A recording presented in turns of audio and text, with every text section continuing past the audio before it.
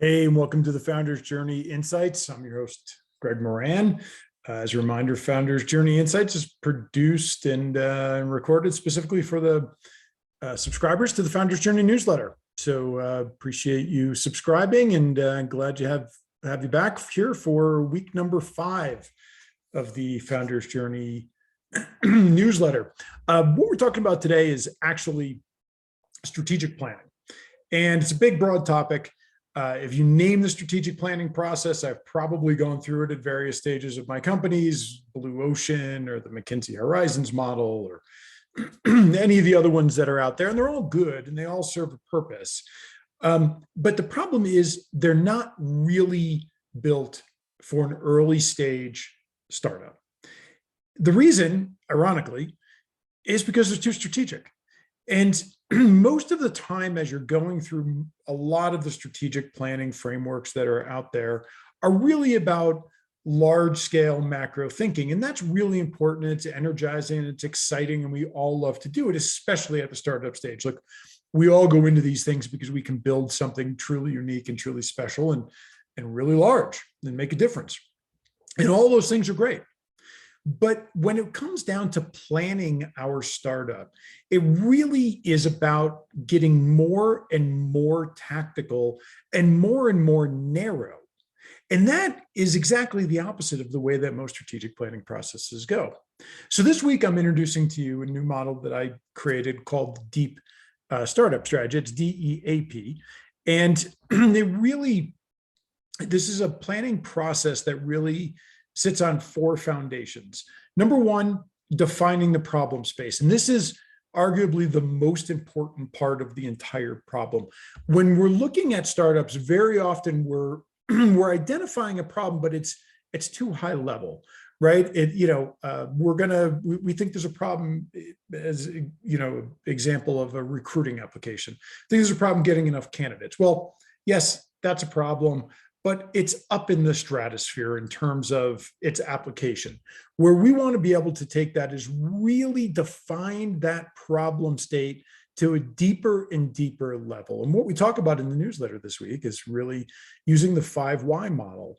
And I give an example of that and how you can take that deeper and deeper and deeper to really identify a much richer problem and a much more narrow problem to focus on.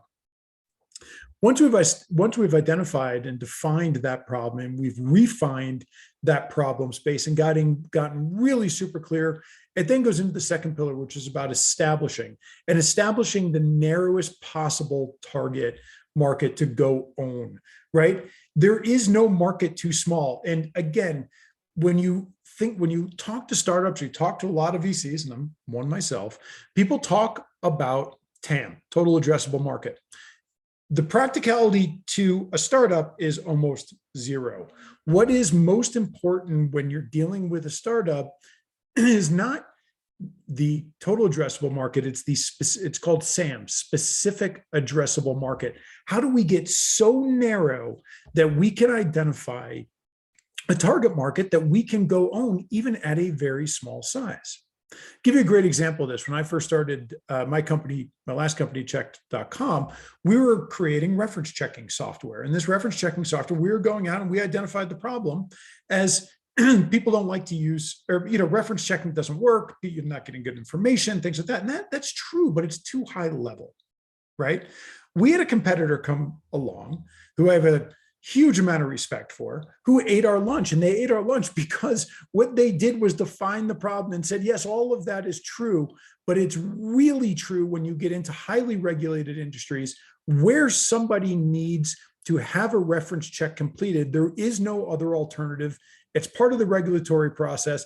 And we're going to start with nurses and nurses only, because we believe that healthcare is regulated, and within healthcare, there's an even more specific use case for nurses.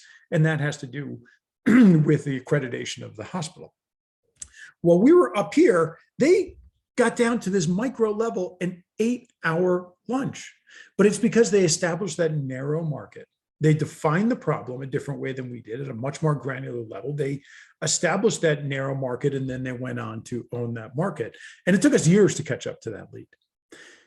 The fourth pillar is around accelerate, and that's accelerating into adjacent markets that share that same problem space. So when I go back to that example of my competitor, right? They defined it down to this nursing niche that they were going to go after to provide a reference checking solution for nurses. Super nurse hiring, super narrow.